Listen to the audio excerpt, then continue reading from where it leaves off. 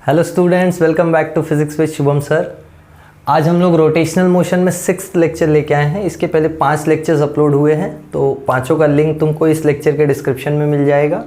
Also इस lecture के notes जो हैं वो भी तुमको डिस्क्रिप्शन में लिंक दिया हुआ है, तो वो लिंक पे क्लिक करके तुम लेक्चर्स का PDF नोट्स डाउनलोड कर सकते हो। लेक्चर का तो नहीं, पर हाँ ये चैप्टर का PDF नोट्स तुम डाउनलोड कर सकते हो। ठीक है, फाइन। आज का जो टॉपिक है वो टॉपिक रोटेशनल मोशन का लास्ट टॉपिक होता है और थोड़ा ट्रिकी टॉपिक बोल सकते हो, या बोल सकते हो सबसे ज़्यादा इंटरेस्टिंग टॉपिक है रोलिंग मोशन। इंटरेस्टिंग कैसे? इंटरेस्टिंग इसलिए क्योंकि रोलिंग मोशन हम डेली देख रहे हैं। देखो रिक्शा चल के जा रहा है, आवाज़ आ रहा है, रिक्शे का पहिया क्या करता है? रोलिंग करता है ना। तो यूजुअली हम देखते हैं कि जैसे व्हील्स हो गए, है ना, स्फीयर हो गया, जैसे फॉर एग्जांपल ये मेरे पास ये स्फीयर है, फिर एक रिंग है, एक सिलेंडर है, एक व्हील है, ये सारी चीज़ें क्या करती हैं? रोलिंग मोशन करती हैं। तो रोलिंग मोशन में होता क्या है? देखो रोलिंग मोशन में हम पहिए को देखते हैं, पहिया घूमता हुआ तो दिखाई दे रहा है, तो रोटेशनल मोशन तो है, दैट्स फॉर श्योर। साथ में रोलिंग मोशन में वो चीज़ आगे भी तो जाती है। एग्जाम्पल के लिए अगर मेरे पास एक फुटबॉल है, ये सपोज जैसे मेरे पास एक फुटबॉल है और इसको मैं हल्का सा धक्का दूं तो ये क्या करना चालू करेगा? ये ऐसे इस तरफ घूमना चालू करेगा, और घूमते घूमते साथ में अगर ये इस प्लेटफॉर्म पे रखा हुआ है तो ये साथ में इस प्लेटफॉर्म पे आगे भी तो जाएगा ना मेरे भाई। जाएगा कि नहीं? बोलो, जाएगा कि नहीं जाएगा? ऑफ कोर्स जाएगा। तो ये रोलिंग मोशन क्या है? Rolling motion is basically a combination of translational motion plus rotational motion. So rolling motion is translational motion, यानी आगे भी मूव करेगा बॉडी या पीछे भी मूव करेगा, साथ में रोटेट भी करेगा। सो ट्रांसलेशनल प्लस रोटेशनल मोशन। समझ में आया? तो देखो जब हम लोग इस चीज़ को एक फोर्स लगाते हैं या टॉर्क लगाते हैं तो क्या करता है? ये बॉडी रोल करना चालू करता है। हम कंसिडर कर लेते हैं सपोज जैसे ये बॉडी रोल कर रहा है तो ओमेगा एंगुलर वेलोसिटी से रोल कर रहा है। अभी एग्जांपल के लिए एक फुटबॉल ले लो, ये एक स्फीयर है, ठीक है।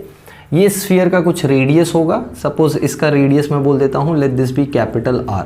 समझा? ठीक है। एक चीज़ समझो कि जब हम फुटबॉल पे फोर्स लगाते हैं तो उसके ऊपर एक टॉर्क प्रोड्यूस होता है और एक फोर्स प्रोड्यूस होता है। जैसे फॉर एग्जांपल मैं फुटबॉल को किक करूँ तो फुटबॉल आगे भी जाता है और साथ में रोटेट भी करता है, तो रोलिंग मोशन कर रहा है। रोलिंग मोशन के लिए 2 चीज़ें ज़रूरी हैं, रोटेशनल और ट्रांसलेशनल। रोटेशनल मोशन कब आता है? जब बॉडी पे टॉर्क लगता है। ट्रांसलेशनल मोशन कब आता है? जब बॉडी पे फोर्स लगता है। ये 2 चीज़ें एक क्लियर कट अपने दिमाग में रखना। रोटेशनल मोशन प्रोड्यूस करने के लिए हमको टॉर्क देना पड़ता है। जैसे पेन को ये मेरे को रोटेट करना है तो मैं इधर से फोर्स लगाऊं, बट जब तक ये फोर्स का कोई मोमेंट नहीं प्रोड्यूस होगा, मोमेंट मतलब क्या? Torque due to force. जब तक कोई टॉर्क नहीं प्रोड्यूस होगा तब तक ये पेन रोटेट नहीं होगा।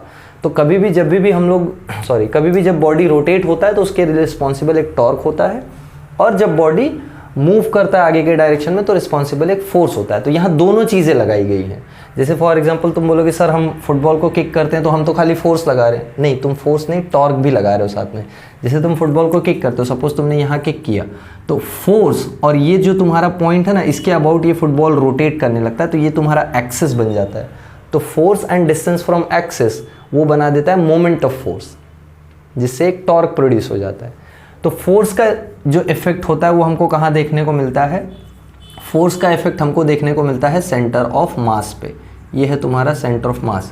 और टॉर्क का इफेक्ट हमको पूरे बॉडी के रोटेशन पे देखने को मिलता है। बोलने का मीनिंग ये है कि सपोज जैसे मैंने फोर्स लगाया तो हम क्या कंसिडर करेंगे? हम कंसिडर करेंगे कि इस बॉडी का पूरा जो मास है वो इसके सेंटर पे कॉन्सेंट्रेटेड है, तो इसका सेंटर आगे की तरफ मूव करता है with the velocity v centre of मास। ठीक है, इसका सेंटर आगे की तरफ मूव कर रहा है with the velocity v centre of मास, और ये बॉडी रोटेट कर रही है विद द वेलोसिटी ओमेगा। ध्यान से समझो क्या बोल रहा हूँ। जब ये बॉडी पे मैंने एक फोर्स लगाया, या बोल सकते हो जब ये बॉडी रोल होना स्टार्ट हुआ, तो 2 तरीके के मोशन है, एक रोटेशनल और एक ट्रांसलेशनल। ट्रांसलेशनल मोशन में ये बॉडी ऐसे बिहेव करता है जैसे मैं बोलूँ कोई ऑब्जेक्ट है, ये सपोज ये ऑब्जेक्ट है, हम लोग अब तक देखते हैं ना, इस पर एक फोर्स लगाया F, तो ये फोर्स आगे के डायरेक्शन में मूव करता है, और जिसको हम इक्वेशन लिख सकते हैं that this force is equal to mass into acceleration, या हम बोल सकते हैं इस पे जो एक्सेलरेशन प्रोड्यूस हुआ है वो F/m। इस एक्सेलरेशन की वजह से इसको कुछ स्पीड मिलती है आगे की डायरेक्शन में, हम उस स्पीड का बात कर रहे हैं। तो जब भी हम न्यूटन्स लॉज ऑफ मोशन का बात करते हैं, जैसे ये न्यूटन्स लॉ है ना, तो न्यूटन्स लॉज ऑफ मोशन की वजह से जब भी हम फोर्स का बात कर रहे होते हैं तो हम बॉडी को as a point mass treat करते हैं। ये तुमको 11th स्टैंडर्ड में लॉज ऑफ मोशन में बताया गया था, सेंटर ऑफ मास का कंसेप्ट। न्यूटन के लॉज ऑफ मोशन जो है वो सिर्फ पॉइंट मासेस पे एप्लीकेबल है। किसी भी चीज़ को जब तक हम पॉइंट मास कंसिडर नहीं करते हैं तब तक हम उस पर न्यूटन लॉज ऑफ मोशन नहीं लगा सकते। इसीलिए तुमने 11th में सीखा था फ्री बॉडी डायग्राम बनाना। हाँ सर, कहाँ सर के ऊपर की बातें कर रहे हो? चलो, सर का काम है सर के ऊपर की बातें करना, तो सर तो करेंगे। सर सर सर बहुत सर हो गया। एक चीज़ ध्यान से सुन लो मेरी बात, जब भी हम Newton's laws of motion apply करते हैं ना कहीं, तो सिर्फ एक चीज़ याद रखना, बॉडी को हम पॉइंट मास कंसिडर करके अप्लाई करते हैं, ठीक है। तो अभी ये बॉडी आगे की तरफ जा रही है, हम बोल रहे हैं कुछ फोर्स है जिसकी वजह से ये आगे की तरफ जा रही होगी, ठीक है। वो फोर्स लगने की वजह से जो पूरा एक्सेलरेशन आया है वो इसके सेंटर ऑफ मास पे आया है, और उस सेंटर ऑफ मास के एक्सेलरेशन की वजह से सपोज इसको कुछ स्पीड मिल गई, जो स्पीड को हमने नाम दिया v सेंटर ऑफ मास। समझ में आ गया बात? ठीक। और ये एंगुलर वेलोसिटी ओमेगा, ठीक है। तो ये बॉडी रोटेट कर रहा है, ये बॉडी आगे भी जा रहा है। अब ज़रा ध्यान से देखो, जब ये बॉडी रोटेट करता है और आगे जाता है तो इसके अलग अलग पॉइंट का अलग अलग स्पीड होगा। अब ये इंटरेस्टिंग पार्ट है, ध्यान देना। फर्स्ट ऑफ ऑल, जब ये बॉडी आगे जाएगा, सपोज जैसे ये बॉडी आगे जाके यहाँ पहुँच गया, तो देखो जितना डिस्टेंस इसके सेंटर ऑफ मास ने कवर किया उतना ही डिस्टेंस हर एक पॉइंट इस बॉडी का कवर करके आया है ना। अरे देखो ना, ये पूरा का पूरा बॉडी एक साथ यहाँ आया है, भले रोल करके आया हो, इट डजेंट मैटर, बट जितना डिस्टेंस सेंटर ऑफ मास ने यहाँ से यहाँ तक कवर किया है, या बोल सकते हो जितना डिस्प्लेसमेंट सेंटर ऑफ मास का यहाँ से यहाँ तक हुआ है, उतना ही डिस्प्लेसमेंट बाकी के पॉइंट मासेस का भी तो हुआ है। मतलब इस बॉडी का हर एक मास या हर एक पॉइंट मास एक साथ एक स्पीड से मूव कर रहा है, ऐसे समझो। अगर centre of mass v centre of मास से आगे जा रहा है तो पूरा का पूरा बॉडी सेंटर ऑफ मास के स्पीड से आगे जाना चाहिए। बट जब हम अलग अलग पॉइंट्स का स्पीड निकालते हैं तो हमको कुछ अलग चीज़ मिलती है। जैसे एक चीज़ ध्यान दो, फर्स्ट ऑफ ऑल हर एक बॉडी के पास सेंटर ऑफ मास का स्पीड तो है, फाइन, क्योंकि हमने सेंटर ऑफ मास का स्पीड इस बॉडी को दिया है ना। जो भी स्पीड सेंटर ऑफ मास का होता है वो पूरे बॉडी का स्पीड होता है। जैसे इस पेन को देखो, इस पेन के सेंटर ऑफ मास पे मैं अगर फोर्स लगाऊं, सपोज इसको स्पीड मिलता है 2 मीटर पर सेकेंड, तो पूरा पेन 2 मीटर पर सेकेंड की स्पीड से आगे गया। ये बात समझाना चाह रहा हूँ मैं, पूरी की पूरी पेन 2 मीटर पर सेकेंड की स्पीड से आगे गई है।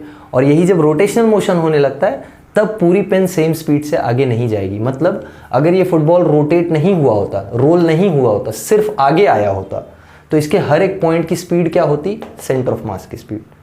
अभी इस केस में क्या कर रहा है? ये रोटेट कर रहा है, यानी रोलिंग मोशन कर रहा है।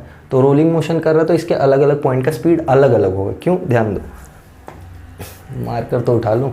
देखो क्यों अलग अलग पॉइंट का अलग अलग स्पीड होगा।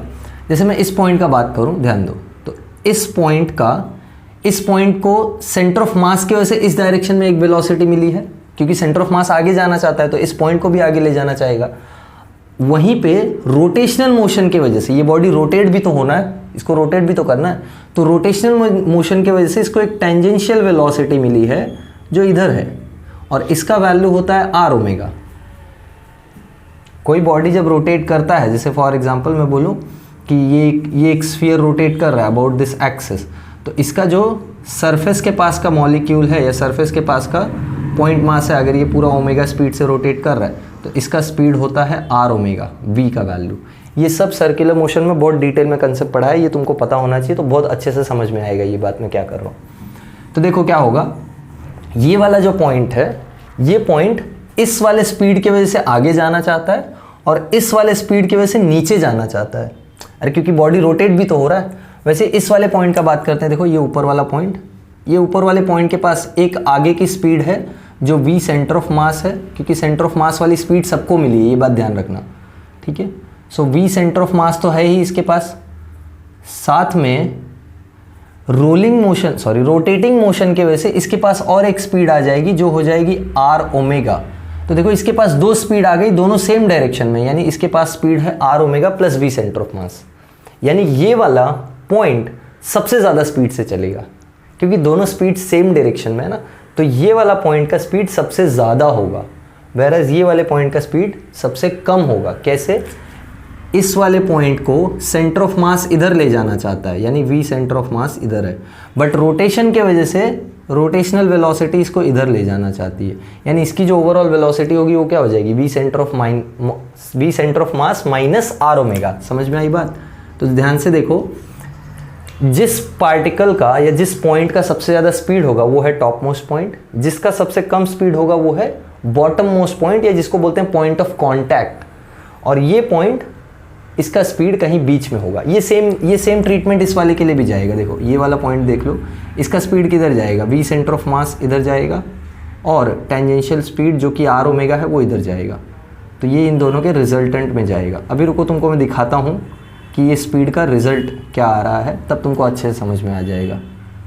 देखो इधर ओवरऑल ये बॉडी मूव कैसे करता है, मैं यहाँ एक अलग से सैंपल बनाता हूँ। ये बॉडी है, जब मैंने इसको रोल कराया तो ओवरऑल ये मूव कैसे करेगा, सेंटर ऑफ मास आगे की तरफ जाना चाहता है with the speed v centre of मास।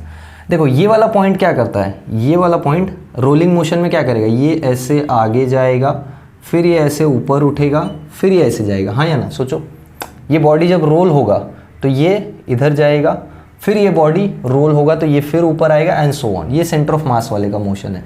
वैसे इस वाले का मोशन देखो, जैसे जैसे ये इधर जाएगा, ये ऐसे जाके, मतलब जब ये ऊपर उठेगा तो इसका मोशन देखो ना किस तरफ था, इधर v सेंटर ऑफ मास और इधर r ओमेगा। तो दोनों में से जो ज़्यादा होगा उस तरफ ये जाएगा। अगर v सेंटर ऑफ मास ज़्यादा है तो ये पॉइंट आगे की तरफ भागेगा, और r ओमेगा ज़्यादा है तो ये पॉइंट पीछे की तरफ भागेगा। अभी इस पर हम डिस्कशन करेंगे, ठीक है। ये वाले पॉइंट को देखते हैं। ये वाले पॉइंट को एक स्पीड है v सेंटर ऑफ मास इस तरफ और एक स्पीड है r ओमेगा, तो ये इन दोनों के रिजल्टेंट में जाता है। तो यहीं तो जाता है ना, रोल जब बॉडी होगा तो ये यहीं तो जाएगा, समझा? अरे जब ये रोल होगा, इसको इमेजिन करो, ये जब रोल होगा तो ये वाला पॉइंट कहाँ जाएगा, ऐसे रोल होगा ना ये बॉडी आगे की तरफ, तो ये वाला पॉइंट ऐसे ही जाएगा ना। समझी बात समझ में आई? तो एक्चुअल में हो क्या रहा है, देखो जब ये बॉडी रोल कर रहा है ना तो एक एक पॉइंट घूम घूम के आके पॉइंट ऑफ कांटेक्ट बन रहे हैं। अभी ये पॉइंट ऑफ कांटेक्ट है, जैसे ये बॉडी आगे रोल होगा ये पॉइंट अब हट गया, आगे गया ये पॉइंट हटेगा, ये वाला पॉइंट ऑफ कांटेक्ट बन जाएगा, ये वाला पॉइंट ऑफ कांटेक्ट, फिर इसके बाद वाला पॉइंट ऑफ कांटेक्ट, इसके बाद वाला पॉइंट ऑफ कांटेक्ट, इसके बाद वाला पॉइंट ऑफ कांटेक्ट, इसके बाद वाला पॉइंट ऑफ कांटेक्ट। ऐसे हर एक पॉइंट एक ना एक टाइम पे पॉइंट ऑफ कांटेक्ट बनता है, यानी हर एक पॉइंट का स्पीड एक टाइम पे मिनिमम होता है। इनफैक्ट हम जो रोलिंग मोशन पढ़ेंगे उसमें पॉइंट ऑफ कांटेक्ट का स्पीड 0 होना चाहिए। 0 कब होगा, ये है ना अपना पॉइंट ऑफ कांटेक्ट, इसको मैं पॉइंट P नाम दे देता हूँ, तब तुमको ज़्यादा अच्छे से समझ में आएगा। ये है पॉइंट P, तो पॉइंट ऑफ कांटेक्ट का जो स्पीड है वो 0 होना चाहिए। कब 0 होगा, सोचो, जब ये और ये दोनों क्या हो जाएंगे, सेम। जब ये और ये दोनों क्या हो जाएंगे, सेम। इसको बोलते हैं प्योर रोलिंग। क्या बोलते हैं उसको, pure rolling. So this was a very important concept that I wanted to teach you about pure rolling. बाकी तो रोलिंग मोशन 2 मिनट में ख़त्म हो जाता है, खाली काइनेटिक एनर्जी निकालनी होती है तुमको बोर्ड एग्जाम के लिए, और स्पीड निकालना होता है और एक्सेलरेशन, दैट्स इट। बट वो उसके पीछे का जो स्टोरी है, प्योर रोलिंग क्या होता है, वो सब एक्सप्लेन करने के लिए मैंने तुमको बताया, अलग अलग पॉइंट का स्पीड। तो देखो ये वाले पॉइंट का स्पीड सबसे ज़्यादा है, इधर भागना चाहता है दोनों स्पीड से। ये वाले पॉइंट का एक स्पीड इधर, एक स्पीड तो इधर, तो ये रिजल्टेंट में जाना चाहेगा, ये इनके रिजल्टेंट में जाना चाहेगा। सोचो ना, रोलिंग होगा, तुम इमेजिन कर पा रहे हो, ये पॉइंट ऐसे जाएगा तो इनके रिजल्ट में ही तो जा रहा है, ये पॉइंट ऐसे जा रहा है तो इनके रिजल्ट में ही जा रहा है, ये पॉइंट आगे जा रहा है तो इनके रिजल्ट में, ये पॉइंट कहीं नहीं जाएगा, या फिर हो सकता है आगे जाए या पीछे जाए, समझा? So this is how we depict the rolling motion. तो यहाँ ध्यान दो, हम लोग जो पॉइंट M कंसिडर कर रहे हैं, let a body of mass M and radius R be rolling with an angular velocity omega and linear velocity to its center of mass, or linear velocity of its center of mass is v center of mass। या इसी को हम सिर्फ v लेते हैं, क्योंकि book में सिर्फ v से डेरिवेशन दिया होता है, तो हम लोग सिर्फ v लेंगे। सो जो अपना पॉइंट P है, so therefore point P is our point of contact. ठीक है, ये अपना क्या बन गया, पॉइंट ऑफ कांटेक्ट। सारी स्टोरी इस पॉइंट ऑफ कांटेक्ट की है, बाकी पॉइंट्स तुमको समझ में आ गए, जैसे इनको नाम तुम दे दो ए बी सी डी, तो ये जो पॉइंट ऑफ कांटेक्ट है इसके बारे में हमको डिस्कशन करना है। ये तो क्लियरली समझ में आ रहा है, ये इसके रिजल्ट में यहाँ जाएगा, ये इसके रिजल्ट में, ये इसके रिजल्ट में, वगैरह वगैरह। बट अगर मेरे को इसका बात करना है पॉइंट पी का, तो एक केस है जहाँ पे पॉइंट पी का स्पीड क्या हो सकता है, 0, यानी जहाँ पे पॉइंट पी मूव ही ना करे। तो देखो ध्यान से, for point P if R omega is equal to V centre of mass, यानी ये और ये दोनों वेलोसिटी क्या हो जाए, सेम, तो इसको बोलते हैं then net speed of point P कितना हो जाएगा, 0, and this is called pure rolling.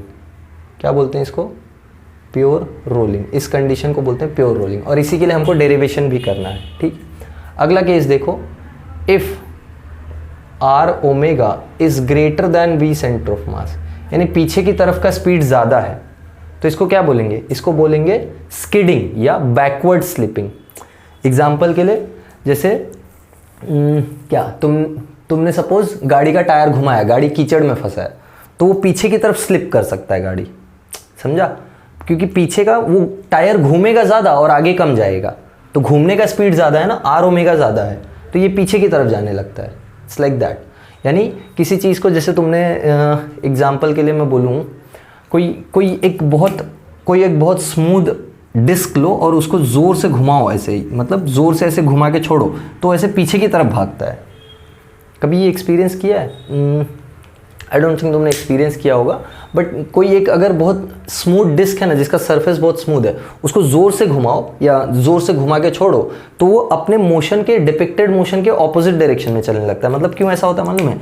ये जो स्पीड आर ओमेगा मिल रही है, ये आगे जाने वाली स्पीड से ज़्यादा है, इसलिए ये पीछे की तरफ स्किड करता है या पीछे की तरफ स्लाइड करता है या स्लिप करता है। तो इस केस में जो स्पीड ऑफ वी हो जाएगी, स्पीड ऑफ वी, ये हो जाएगी बैकवर्ड, और बैकवर्ड होने की वजह से इसको बोलते हैं, this is called rolling with backward slipping.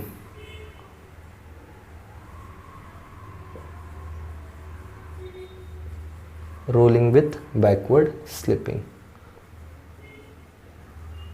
And lastly, if R omega is less than V centre of mass, यानी आगे वाला स्पीड ज़्यादा है, तो ये आगे की तरफ ज़्यादा स्पीड होने की वजह से पॉइंट पी आगे की तरफ मूव करेगा, तो इसको बोलते हैं फॉरवर्ड स्लिपिंग।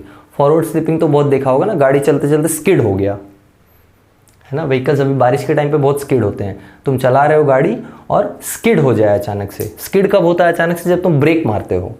ब्रेक मारते हो तो गाड़ी स्किड होती है, मालूम है क्यों? ब्रेक मारने पे गाड़ी स्किड हो रही होगी, सोच सकता है कोई? सपोज ये टायर घूम रहा था, ये टायर था, ये घूम रहा था, तुमने ब्रेक मारा तो सबसे पहले रोटेशन बंद होता है, ये पता है कि नहीं? रोटेशन बंद होने की वजह से ट्रांसलेशनल मोशन बंद होता है, ये पता है? अरे जब ये व्हील रोटेट करना बंद कर देगा तो खुद ही आगे जाना बंद कर देगा, क्योंकि फ्रिक्शन इसको आगे लेके जा रहा था। अभी तो फ्रिक्शन पे हम बात ही नहीं कर रहे, rolling with friction, rolling without friction, ये सब तो हम बात ही नहीं कर रहे हैं। इसको फ्रिक्शन है जो आगे की तरफ लेके जाता है। तो अभी हम फ्रिक्शन के बारे में छोड़ो, हम अगर जैसे ही रोलिंग बंद करें तो कोई फ्रिक्शन नहीं लगेगा, तो ये अचानक से रुकना चाहेगा। फ्रिक्शन जो स्टैटिक फ्रिक्शन है उसको रोकना चाहेगा, रोलिंग फ्रिक्शन तो अब है नहीं। तो जैसे मैं ये रोटेशन रोकता हूँ ना, तो ये रोकना चाहता है, बट इनर्शिया की वजह से इसके पास कुछ स्पीड बची हुई है ना अभी भी। ओमेगा हमने जीरो कर दिया, अचानक से रोक दिया, ब्रेक मार दिया, बट ये स्पीड है, तो इसकी वजह से टायर क्या होता है मानो, आगे की तरफ क्या करता है, ये स्लिप करता है, ये स्किड करता है ना। जिसको तुमने देखा होगा फास्ट एंड फ्यूरियस में, वो कैसे गाड़ी स्किड करता है, या जिसको बोलते हैं ना KTM राइडर्स व्हीली मार रहे हैं, वो व्हीली मारते हैं ना, वही। So it is skidding, the vehicle gets skidded या vehicle skids. So this is called as, या इस केस में जो ओवरऑल वेलोसिटी है पॉइंट पी की, वो कैसी हो जाएगी, फॉरवर्ड हो जाएगी। तो इसको बोलते हैं rolling with forward slipping. Okay, तो ये केस और ये केस हमको नहीं पढ़ना है, हमको सिर्फ ये वाला केस पढ़ना है, प्योर रोलिंग, जो कि अपने सिलेबस में है। बात समझ में आई? और प्योर रोलिंग में भी हम रोलिंग विदाउट फ्रिक्शन, या बोल सकते हो रोलिंग विद सफिशिएंट फ्रिक्शन पढ़ेंगे, एक्स्ट्रा फ्रिक्शन नहीं होगा अपने लिए। ओके, चलो एक काम करो, इतना नोट डाउन कर लो, देखो अभी तुम्हारा डेरिवेशन बोर्ड एग्जाम के लिए जो तुमको चाहिए वो नहीं चालू है, मैं स्टेट बोर्ड के बच्चों का बात कर रहा हूँ। बाकी सीबीएसई में तो ये 11th का टॉपिक है, तो बोर्ड एग्जाम का टेंशन ही नहीं उनको। तो मैं बोल रहा हूँ कि अभी तुम्हारा बोर्ड एग्जाम का डेरिवेशन नहीं चालू है, बोर्ड एग्जाम काइनेटिक एनर्जी से स्टार्ट होता है। बट ये चीज़ तुमको समझना ज़रूरी है so that you can understand the derivation better. वरना कराने को तो मैं 2 मिनट में भी लिखा के ख़त्म भी कर दूँ, बट उसका मीनिंग क्या होगा उसको तुमको समझ में नहीं आएगा। चलो मैं बड़बड़ी कर रहा हूँ, तुम नोट डाउन भी कर रहे हो कि नहीं? पॉज करके नोट डाउन कर लो। चलो नोट डाउन किया है, ठीक है। मैं डेरिवेशन लिख देता हूँ, मेरे को इसका काइनेटिक एनर्जी निकालना है ओवरऑल। तो एनर्जी स्केलर क्वांटिटी होता है, तो हम दोनों एनर्जी एक साथ क्या करेंगे, ऐड कर लेंगे। और हम प्योर रोलिंग के लिए काइनेटिक एनर्जी निकाल रहे हैं, सो ध्यान देना। For a body performing pure rolling, ठीक है, प्योर रोलिंग कर रहा है with linear speed. Linear speed को अब हम v ले रहे हैं, and angular speed, angular speed क्या हो जाएगा, एंगुलर स्पीड ओमेगा, ठीक है। तो ये 2 स्पीड्स हैं। और प्योर रोलिंग का कंडीशन हमको मालूम है, प्योर रोलिंग का कंडीशन है आर ओमेगा किसके इक्वल होगा, v के इक्वल। अगर v सेंटर ऑफ मास को v लेते हैं तो इसी को v भी रखना, समझ में आया, v और v, ठीक है, fine. So let's find the kinetic energy. So therefore kinetic energy total will be equal to, या इसको मैं ऐसे लिखता हूँ, kinetic energy of the body will be equal to kinetic energy of translational motion plus kinetic energy of rotational motion। समझा? yes or no? तो अगर body का मास है m और बॉडी v स्पीड से मूव कर रहा है तो काइनेटिक एनर्जी क्या होती है, हाफ m v स्क्वायर। यहाँ तो किसी को डाउट नहीं। और बॉडी अगर रोटेट कर रहा है तो उसका कुछ मोमेंट ऑफ इनर्शिया होगा। अब मोमेंट ऑफ इनर्शिया तो याद रखना पड़ेगा ना, तो काइनेटिक एनर्जी होता है हाफ आई ओमेगा स्क्वायर। बात समझा? बात समझा या नहीं? अरे समझना चाहिए ना।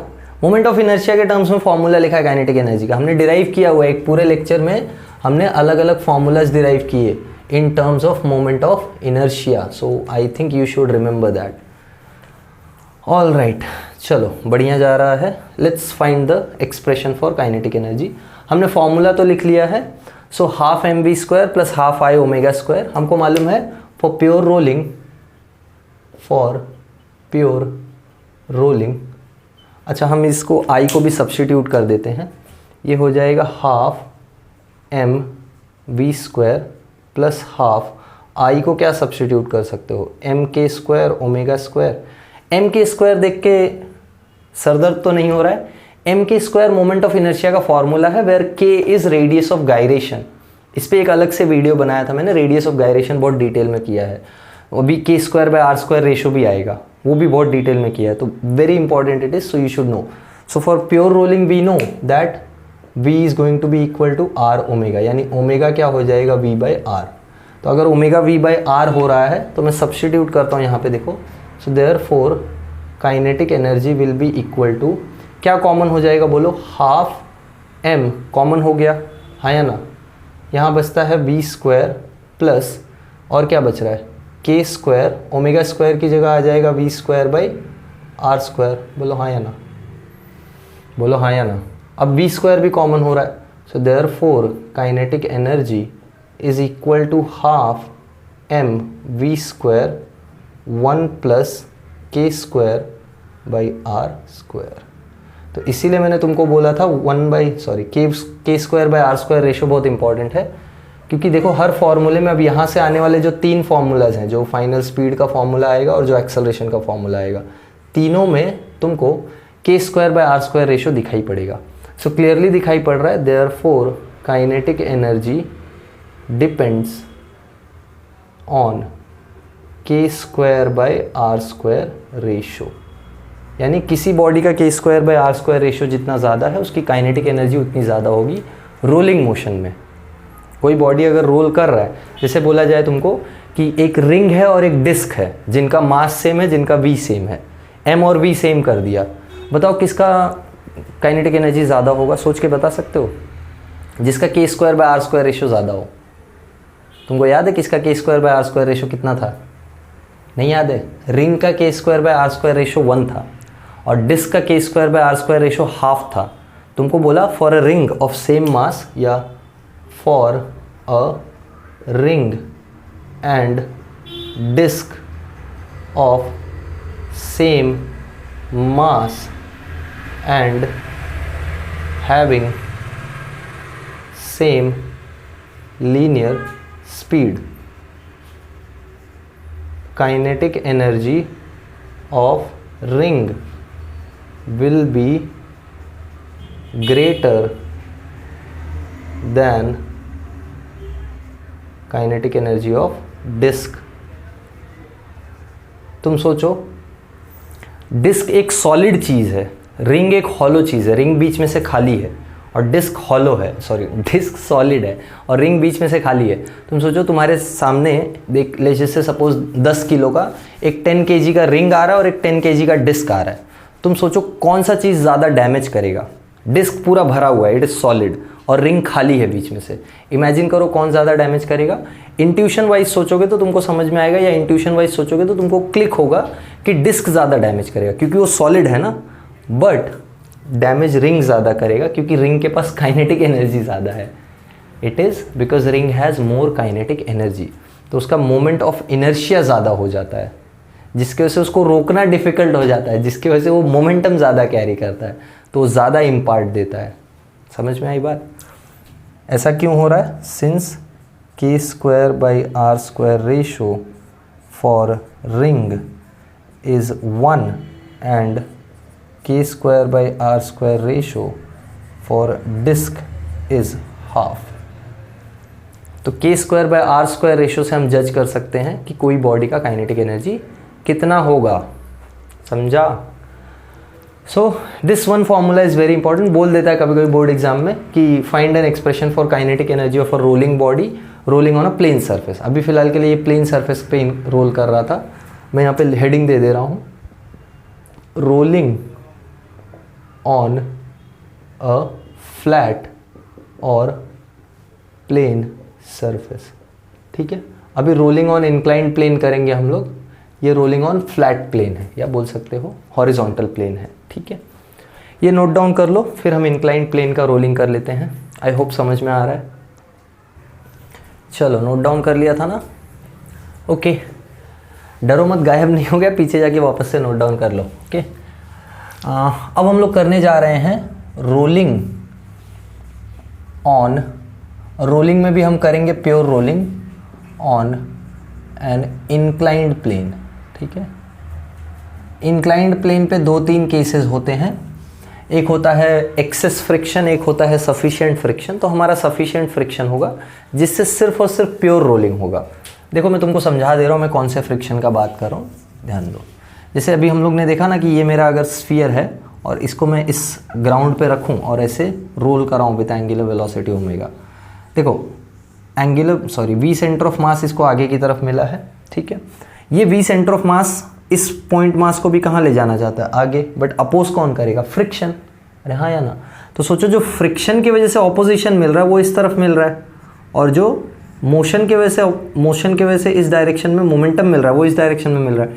जब तक ये दोनों सेम होते हैं तब तक ये मास मूव नहीं करेगा, या तब तक ये पॉइंट मास मूव नहीं करेगा, जिसको हम प्योर रोलिंग बोल रहे थे। अरे फ्रिक्शन ही तो इस डायरेक्शन में जाने के लिए इसको अपोज कर रहा होगा। ये देखो, ये जाना कहाँ चाहता है? सेंटर ऑफ मास वाली वेलोसिटी की वजह से आगे। इसको पीछे कौन रखना चाहता है? फ्रिक्शन रखना चाहता है।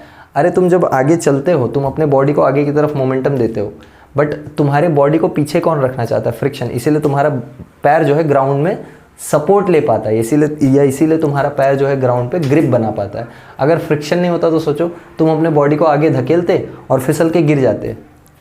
इमेजिन फ्रिक्शन नहीं होता तो तुम ऐसे उल्टे गिर जाते ना, अगर तुम आगे की तरफ मोमेंटम दे देते और नीचे से फ्रिक्शन नहीं मिलता। बात समझ में आ रही है?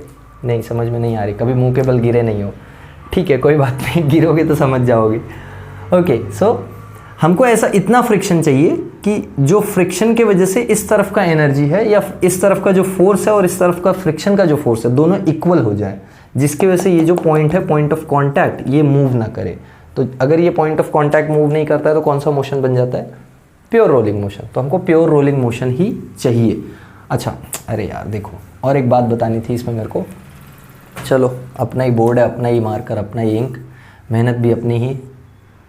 अरे यार डायग्राम अपना नहीं था लग रहा है, डायग्राम चला गया अच्छा वाला।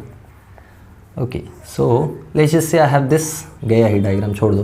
मैं बोल रहा हूँ कि इस तरफ इसको सेंटर ऑफ मास की वजह से, या मैं बोल देता हूँ इस तरफ इसको एक फोर्स मिल रहा है जो इसको आगे की तरफ ले जाना चाहता है, और इस तरफ मिल रहा है फ्रिक्शन, ठीक है। अब सोचो अगर ये फ्रिक्शन और ये फोर्स इक्वल ना हो, ध्यान दो, अगर फ्रिक्शन कम हो तो ये बॉडी आगे की तरफ स्किड करेगा, स्लिप करेगा, है ना। और अगर ये फ्रिक्शन ज़्यादा हो तो ये बॉडी पीछे की तरफ स्लिप करेगा, समझा। तो एक्चुअल में बॉडी को आगे या पीछे की तरफ स्लिप कराने के लिए जो चीज़ रिस्पॉन्सिबल थी वो फ्रिक्शन थी। अगर फ्रिक्शन कम है तो बॉडी आगे की तरफ स्लिप कर जाता है, और फ्रिक्शन ज़्यादा है तो बॉडी पीछे की तरफ चला जाता है। बात समझ में आई? बात समझ में आई कि मैं स्माइल ही किए जा रहा हूँ, तुमको कुछ समझ में आ रहा है कि नहीं? सो दिस वॉज फ्रिक्शन। तुम खुद सोचो ना, तुम इसको रोल करा रहे हो बॉडी को, गाड़ी का टायर सोच लो घूम रहा है, फ्रिक्शन कम है तो आगे की तरफ गाड़ी खसकेगा ना, खसकेगा मतलब आगे की तरफ स्लिप हो जाएगा गाड़ी, और फ्रिक्शन ज़्यादा है तो गाड़ी पीछे की तरफ जाने लगेगा। ओके सो पीछे की तरफ का फ्रिक्शन कभी ज़्यादा होता नहीं है बाय द वे। तुम सोचो मत कि सर गाड़ी घुमा रहे, गाड़ी पीछे भी जाती है क्या? नहीं, पीछे नहीं जाएगा, क्योंकि पीछे का फ्रिक्शन कभी इतना बढ़ता ही नहीं है। या तो वो आगे वाले फोर्स के इक्वल हो जाता है, या तो आगे वाले फोर्स से कम रह जाता है। जब कम रह जाता है तो बॉडी आगे चला जाता है, इक्वल हो जाता है तो बॉडी वहीं रुका रहता है, सिंपल। तो हम जो बात कर रहे हैं वो हम इंक्लाइंड प्लेन पे रोलिंग का बात कर रहे हैं। तो ये सपोज मेरा इंक्लाइंड प्लेन है जो हॉरिजॉन्टल से कुछ थीटा एंगल पे इंक्लाइंड है, और सपोज ये जो मैक्सिमम हाइट है इसका, ये मैक्सिमम हाइट है h, ठीक है। यानी मैंने h हाइट पे एक बॉडी लिया है। बॉडी के लिए हम क्या ले सकते हैं? बॉडी के लिए हम ले सकते हैं कोई भी बॉडी जो रोल कर सके। तो एग्जांपल के लिए हम ले लेते हैं एक सिलेंडर, स्फीयर, या फिर रिंग, या फिर डिस्क, कुछ भी, कोई भी ऐसा चीज़ जो क्या कर सके, रोल कर सके, ठीक है। ये इसका सेंटर ऑफ मास। तो हम क्या करेंगे, हम इस पर फोर्स लगाएंगे जिसकी वजह से ये रोल करना चालू करेगा। तो इस पॉइंट पे इसको क्या मिलेगी? सेंटर ऑफ मास की वजह से वेलोसिटी, और इधर की तरफ आर ओमेगा की वेलोसिटी। जैसे ही दोनों इक्वल हो जाएंगे क्या हो जाएगा? बोलो क्या हो जाएगा? बोलो बोलो क्या हो जाएगा?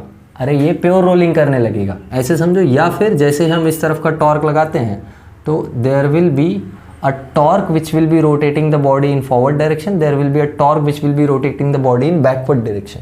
और दोनों टॉर्क जब सेम होंगे तो ये बॉडी कहीं ना रोटेट होगा, या ये पॉइंट कहीं नहीं रोटेट होगा। एक्चुअल में तो हम इस पॉइंट की बात करें, पॉइंट ऑफ कॉन्टैक्ट। तो पॉइंट ऑफ कॉन्टैक्ट रोटेट नहीं होगा तो ये बॉडी ऐसे आगे की तरफ जाएगा। अच्छा तुम सोचो ना, तुम बोलोगे sir point of contact rotate नहीं हो रहा है या मूव नहीं कर रहा है, जैसे ये मेरा पॉइंट ऑफ कॉन्टैक्ट है, ये मूव नहीं कर रहा तो बॉडी आगे चल कैसे रहा है? अभी मैंने बताया था ये पॉइंट ऑफ कॉन्टैक्ट चेंज होता रहता है। अरे जब ये पॉइंट ऑफ कॉन्टैक्ट है तो ये मूव नहीं कर रहा है, बट जैसे ही ये बॉडी आगे की तरफ मूव करता है ये पॉइंट अब थोड़ी ना पॉइंट ऑफ कॉन्टैक्ट रहेगा। अरे इसके जस्ट बाद वाला स्टेट सोचो, ये बॉडी ऐसे रोल करेगा तो ये पॉइंट यहाँ आएगा, तो ये पॉइंट ऐसे ऊपर भी तो जाएगा। तो अब ये वाला पॉइंट ऑफ कॉन्टैक्ट बनेगा, फिर ये वाला पॉइंट ऑफ कॉन्टैक्ट, फिर ये वाला, फिर ये वाला, ऐसे करके हर एक पॉइंट धीरे धीरे क्या बनेगा? Point of contact. अब बात समझ में आई? अब दिमाग में गया होगा बात। तो even though the point of contact is not moving, the body is moving because point of contact keeps changing। तो जब कोई पॉइंट ऑफ कॉन्टैक्ट बनता है उस टाइम पे वो पॉइंट मूव नहीं करता है। जैसे वो पॉइंट ऑफ कॉन्टैक्ट के पोजीशन से हटेगा फिर क्या करने लगेगा? मूव करने लगेगा। चलो तो ये अपने पास कोई बॉडी है जिसका कुछ रेडियस है, ठीक है, जिसका कुछ मास है, जो हम h हाइट से छोड़ रहे हैं, जो रोल करके आता है। सपोज रोल करने में ये कुछ डिस्प्लेसमेंट कवर कर रहा है s, ठीक है, यहाँ से यहाँ तक, फाइन, यहाँ से यहाँ तक, या पूरा डिस्प्लेसमेंट को ही s लेते हैं ना। हाँ रुक जाओ, हो जाएगा, घबराओ मत। ये पूरा displacement let this be s, ठीक है। तो ये s डिस्प्लेसमेंट करके बॉडी आता है यहाँ से यहाँ तक। मेरे को दो चीज़ें निकालनी है। पहला कि ये कितने एक्सेलरेशन से नीचे आ रहा है या इसके ऊपर कितना एक्सेलरेशन है, वो एक्सेलरेशन डिपेंड किस पे कर रहा है। दूसरा यहाँ पे आने पे इसकी फाइनल वेलोसिटी कितनी है, इस पॉइंट पे जब ये पहुँचता है तो कितनी फाइनल इसकी वेलोसिटी है। बात समझ में आ गई? देखो इधर, जब ये यहाँ पहुँच रहा है तो इसकी फाइनल वेलोसिटी कितनी है। तो फाइनल ये जब आएगा तो इसके पास कुछ आगे की तरफ स्पीड भी होगी और कुछ एंगुलर वेलोसिटी ओमेगा भी होगी। अच्छा जब ये रोल करना स्टार्ट कर रहा है जस्ट उस टाइम पे इसके पास काइनेटिक एनर्जी है क्या? नहीं। जब ये यहाँ पहुँच रहा है तो इस टाइम इसकी काइनेटिक एनर्जी है। कौन सी? रोटेशनल और ट्रांसलेशनल दोनों, क्योंकि यहाँ पे ये रोल करते हुए पहुँच रहा है ना। तो हम लोग क्या करेंगे, हम लोग इक्वेट करेंगे एनर्जी का, यानी इस पॉइंट पे जो एनर्जी है वही इस पॉइंट पे एनर्जी होगी बिकॉज ऑफ एनर्जी कंजर्वेशन। बीच में हम फ्रिक्शन को कितना कंसिडर कर रहे हैं, सिर्फ सफिशिएंट कंसिडर कर रहे हैं जिससे सिर्फ रोलिंग मोशन हो पाए, तो फ्रिक्शन की वजह से कोई एनर्जी लॉस नहीं होगा। अरे अगर फ्रिक्शन इसको पीछे की तरफ खींचे तो उसके अगेंस्ट आगे आने में कुछ इसको वर्क करना पड़ेगा, बट फ्रिक्शन और आगे का फोर्स इक्वली कैंसल आउट हो रहे हैं। तो ये कैसा रोलिंग है, it is a rolling on a plane where the surface friction is just efficient, sufficient not efficient. अंग्रेजी में कचरा ही हो जा रहा है, कचरा मतलब इतने वर्ड्स बोलते बोलते मिक्सअप हो जाता है। चलो कोई बात नहीं। हाँ, so we have to find final velocity and acceleration. तो मैं फाइनल वेलोसिटी पहले फाइंड कर लेता हूँ। कैसे फाइंड करूँगा फाइनल वेलोसिटी, एनर्जी कंजर्वेशन से फाइंड हो जाएगी फाइनल वेलोसिटी। मेरे को मालूम है जब ये बॉडी नीचे आ रहा है तो इसके पास रोटेशनल काइनेटिक एनर्जी है, और जब बॉडी यहाँ पे है तो क्या होगी, सिर्फ इसके पास पोटेंशियल एनर्जी, क्योंकि ये बॉडी यहाँ पे तो रुका हुआ है ना। अरे रुका हुआ है, जब छोड़ोगे तभी तो वो पोटेंशियल एनर्जी कन्वर्ट होगा काइनेटिक एनर्जी में। वही सुनी सुनाई बातें। So we know that since, या चलो ब्लैक मार्कर से लिखते हैं, since potential energy at height h is going to be equal to kinetic energy at bottom। समझा? तो पोटेंशियल एनर्जी हाइट h क्या हो जाएगा, mgh, अरे g थोड़ी चेंज हो जाएगा, mgh is equal to kinetic energy at bottom. Bottom पे ये रोल करके आ रहा है तो रोलिंग काइनेटिक एनर्जी होती है हाफ mv² 1 + k² r²। अभी जस्ट लिखा था रोलिंग मोशन का काइनेटिक एनर्जी, इसके पहले इक्वेशन नंबर 1 बनाया था ना। So let's cancel out m, हमको क्या मिलता है देखो, gh is equal to half v² 1 + k² r²। समझा? यहाँ से v का वैल्यू निकालना है, तो v² देखो क्या आ रहा है, therefore v² is equal to 2gh upon 1 + k² r²। Am I correct? Am I correct? 2 इधर गया, ये पूरा नीचे आ गया, तो यहाँ से v का एक्सप्रेशन निकाल लेते हैं। So therefore v is equal to √ 2gh upon 1 + k² r²। यानी अगर हम किसी बॉडी को h हाइट से छोड़े नीचे, h हाइट से इंक्लाइंड प्लेन से, h हाइट पे कोई इंक्लाइंड प्लेन है उससे छोड़ा जाए, तो जो फाइनल स्पीड उसके पास आएगी वो डिपेंड करेगी उसके k² r² रेशो पे। फिर से k² r² रेशो याद करना पड़ेगा। हमने देखा था ring, disc, solid, hollow, sphere, cylinder, सबका देखा था हमने, सॉलिड सिलेंडर, हॉलो सिलेंडर वगैरह वगैरह।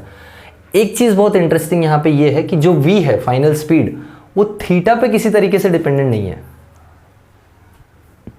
वो थीटा पे किसी तरीके से डिपेंडेंट नहीं है, सिर्फ और सिर्फ किस पे डिपेंडेंट है, h। तुम बोलोगे सर ये h और थीटा का क्या लॉजिक है, मेरे को समझ में नहीं आया। तो समझ में मेरे को भी नहीं आया, पर मैं तुमको समझाता हूँ। Just kidding.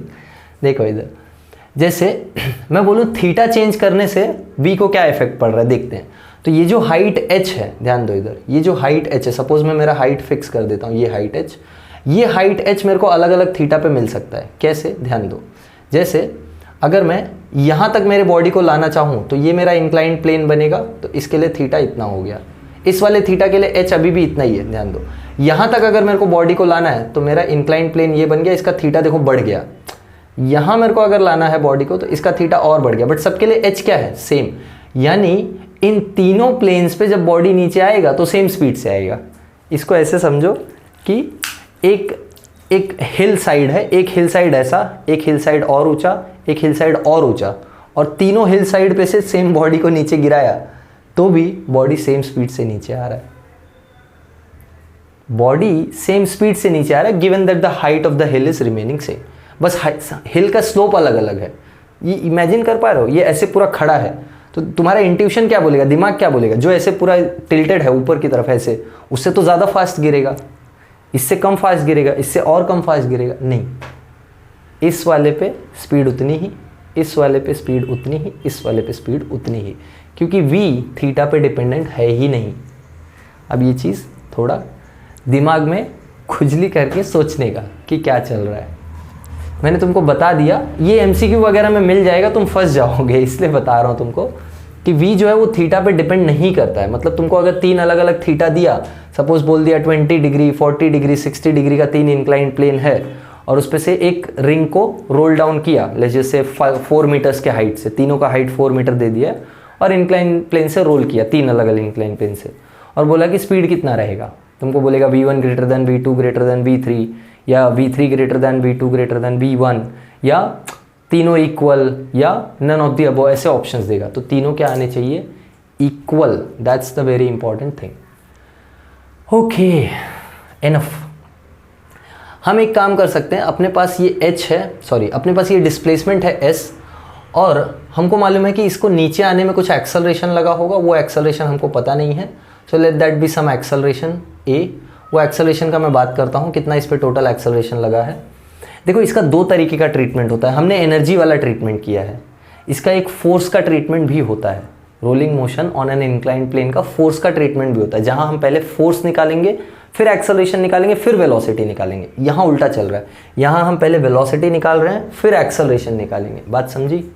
तो सपोज इसके ऊपर यहाँ की तरफ या इस तरफ ए एक्सेलरेशन है, यानी ये बॉडी ए एक्सेलरेशन से नीचे की तरफ आता है। अब हम अज्यूम करके चलेंगे कि ये एक कांस्टेंट एक्सेलरेशन का मोशन है। क्यों? क्योंकि एक्सेलरेशन थीटा पे डिपेंड करता है, या एक्सेलरेशन, यहाँ देखो एक्सेलरेशन प्रोवाइड कौन करेगा? ये एक बॉडी है, बहुत सारी बातें हैं बताने को। इस पे एक्सेलरेशन कौन सा लगेगा? जी का, ग्रेविटेशनल एक्सेलरेशन। बट ये जो ग्रेविटेशनल एक्सेलरेशन है, इसके 2 कंपोनेंट्स बन जाएंगे, क्योंकि ये बॉडी अभी ऐसे प्लेन पे है। तो एक कंपोनेंट बनेगा इस तरफ और एक कंपोनेंट बनेगा इस प्लेन के परपेंडिकुलर। अरे ये सब बैंकिंग ऑफ रोड्स में बताया है, ये सब बैंकिंग ऑफ रोड्स में बताया है। ये बनेगा थीटा, ये बन जाएगा जी कॉस थीटा, ये बन जाएगा जी साइन थीटा। ये तुमको चीज़ प्रोजेक्टाइल में भी बताई है, प्रोजेक्टाइल में भी ये चीज़ बताया, projectile on an inclined plane, जैसे ये rolling motion on an inclined plane. तो देखो एक्सेलरेशन जो है वो थीटा पे डिपेंडेंट है। ये वाला एक्सेलरेशन या ये m g cos theta normal reaction से कैंसिल हो जाता है, और ये जी साइन थीटा कैंसिल नहीं हो पाता है। क्यों?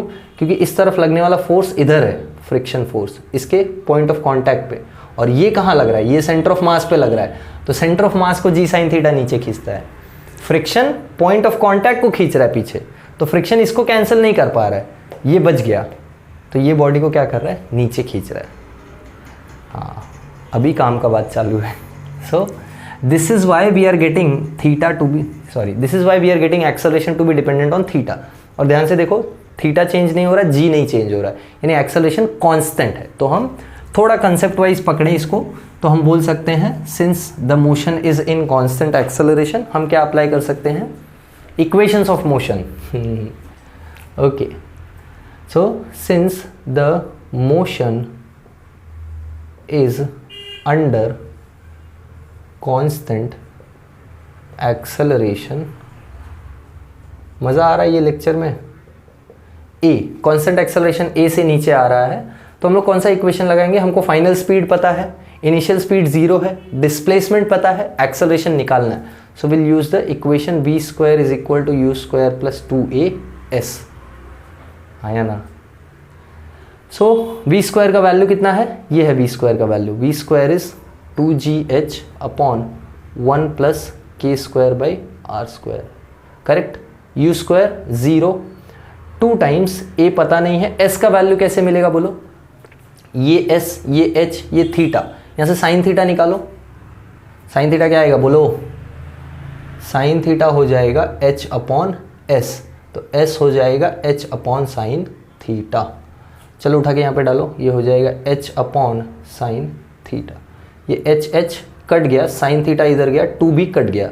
सो therefore acceleration is equal to g sine theta इधर गया ना, upon 1 plus k square by are square. This is very very important again. देखो, जो वेलोसिटी मिली वो थीटा पे डिपेंडेंट नहीं है, और जो एक्सेलरेशन मिला वो एच पे डिपेंडेंट नहीं है। अब फिर से थोड़ा दिमाग को खुजली करने वाली चीज़ देखो, एच पे डिपेंडेंट नहीं होने का मतलब क्या है? ये एक थीटा मैं ले लेता हूँ, ये एक थीटा फिक्स है, समझा क्या? ये थीटा फिक्स कर दिया मैंने। अब मैं बॉडी को चाहे यहाँ से रोल करूँ तो ये एच अलग हो गया, यहाँ से रोल करो तो ये एच अलग हो गया, इसी को और ले जाके आगे यहाँ से रोल करो तो ये एच अलग हो गया, बट सबके लिए थीटा देखो क्या है, सेम है।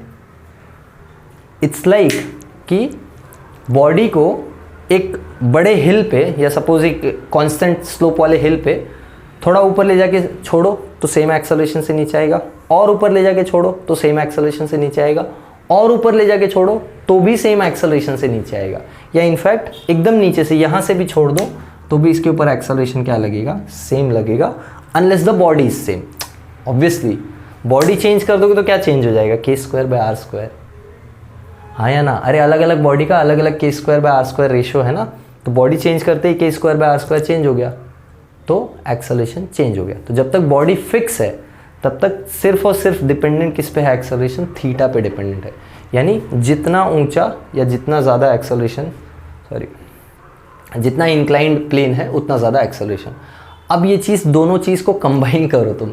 देखो हम स्टार्टिंग में क्या बोल रहे थे कि अगर कोई स्लोप या कोई प्लेन, जैसे इसका ये केस देख लेते हैं, और इसमें हमने देखा था कि अलग अलग थीटा पे डिपेंडेंट नहीं है ना, यानी एच सेम रखा है। तो ये सपोज एच मेरा फिक्स है, ये एक थीटा, ये एक थीटा और ये एक थीटा, हमने 3 अलग अलग थीटा लिया था ना, θ1, θ2 एंड θ3। यहाँ h1, h2 एंड h3। हम बोल रहे हैं कि थीटा चेंज होने से एक्सेलरेशन चेंज हो जाएगा। यहाँ थीटा चेंज हो रहा है ना, तो एक्सेलरेशन चेंज होगा। थीटा किसका ज़्यादा है, इस वाले का थीटा ज़्यादा है ना, लास्ट वाले का, थर्ड वाले का, तो इस वाले केस में एक्सेलरेशन सबसे ज़्यादा मिलेगा। बट फिर भी तीनों केस में स्पीड सेम है, तीनों केस में स्पीड सेम है। अरे थीटा पे स्पीड डिपेंडेंट ही नहीं है और एक्सेलरेशन थीटा पे डिपेंडेंट है, यानी थीटा यहाँ चेंज हो रहा है तो एक्सेलरेशन चेंज हो रहा है, बट फिर भी स्पीड नहीं चेंज हो रहा है। अब सोचो ये क्या चल रहा है, इस पे थोड़ा दिमाग चलाना बैठ के कि क्या बोला है। इट्स लाइक कि हमने स्लोप बढ़ा दिया तो एक्सेलरेशन बढ़ गया, क्योंकि एक्सेलरेशन थीटा पे डिपेंडेंट है। स्लोप बढ़ाया, थीटा बढ़ गया, फाइन। अब बॉडी ज़्यादा एक्सेलरेशन मिल रहा है बॉडी को, फिर भी उसकी स्पीड नहीं बढ़ रही है। ये क्या प्रॉब्लम है, इस बॉडी को, इस बॉडी को, इस बॉडी को, इसको सबसे कम एक्सेलरेशन मिलेगा, इसको सबसे ज़्यादा, इसको उससे ज़्यादा और इसको सबसे ज़्यादा, है ना। इसको सबसे कम एक्सेलरेशन क्योंकि थीटा सबसे कम है, इसको उससे ज़्यादा, इसको सबसे ज़्यादा एक्सेलरेशन, बट फिर भी तीनों का स्पीड सेम। सोचो क्या हो रहा है यहाँ पे, हो ये रहा है कि इसका डिस्प्लेसमेंट ज़्यादा है तो उतना ही एक्सेलरेशन ज़्यादा टाइम तक लग रहा है। कम एक्सेलरेशन भले है बट ज़्यादा टाइम तक लग रहा है। तो v जो होता है वो क्या होता है, u + a t। तो जितना दूर चलेगा उतना टाइम तक इस पर एक्सेलरेशन लगेगा। तो भले एक्सेलरेशन कम है बट टाइम ज़्यादा है। यहाँ देखो डिस्प्लेसमेंट छोटा हो गया तो एक्सेलरेशन भले ज़्यादा है बट टाइम कम हो गया। यहाँ एक्सेलरेशन सबसे ज़्यादा है बट टाइम सबसे कम है। तो a × t का प्रोडक्ट जो होता है वो कांस्टेंट रहता है। इसीलिए कभी भी जब हम लोग स्लोप चेंज करते हैं तो स्पीड चेंज नहीं होती है, और इसीलिए जब कभी भी हम हाइट चेंज करते हैं तो एक्सेलरेशन चेंज नहीं होता है। ओके चलो, ये ट्रिकी बात के साथ लेक्चर ख़त्म करेंगे। आई होप सबको सब कुछ समझ में आया होगा। ये इतनी ही चीज़ें तुमको करनी होती हैं। कभी कभी तुमको 2 बॉडीज़ देके पूछ देगा कि कौन सा बॉडी ज़्यादा स्पीड से आएगा। जैसे तुमको रिंग दिया और डिस्क दिया और बोला कि रिंग और डिस्क को 5 मीटर के हाइट से रोल डाउन किया है, तो बताओ कौन ज़्यादा स्पीड से नीचे आएगा। सोचो कौन सा ज़्यादा स्पीड से नीचे आएगा, सोच के बताओ। जिसका k²/r² रेशियो ज़्यादा होगा वो कम स्पीड से नीचे आएगा या ज़्यादा स्पीड से नीचे आएगा। देखो k²/r² यहाँ डिनोमिनेटर में है, तो जिसका k²/r² स्पीड रेशियो क्या है, बोलो बोलो। जिसका k²/r² रेशियो ज़्यादा है उसका स्पीड कम होगा, और जिसका k²/r² रेशियो कम है उसका स्पीड ज़्यादा होगा। यानी अब यहाँ पे तुम्हारा डिस्क जीत जाएगा। काइनेटिक एनर्जी भले रिंग के पास ज़्यादा है बट स्पीड किसके पास ज़्यादा आएगी, डिस्क के पास, क्योंकि इंक्लाइंड प्लेन में प्लेन वाला मैकेनिक्स नहीं काम करेगा। प्लेन के केस में काइनेटिक एनर्जी उसको ज़्यादा मिल रही थी। हो बड़ी दुविधा है सर, बहुत सोच समझ के पढ़ना पड़ता है फिज़िक्स, पढ़ना तो पड़ेगा ही। ओके सो आई होप तुमको सब कुछ समझ में आया। रोलिंग मोशन इतना ही रोलिंग मोशन में होता है।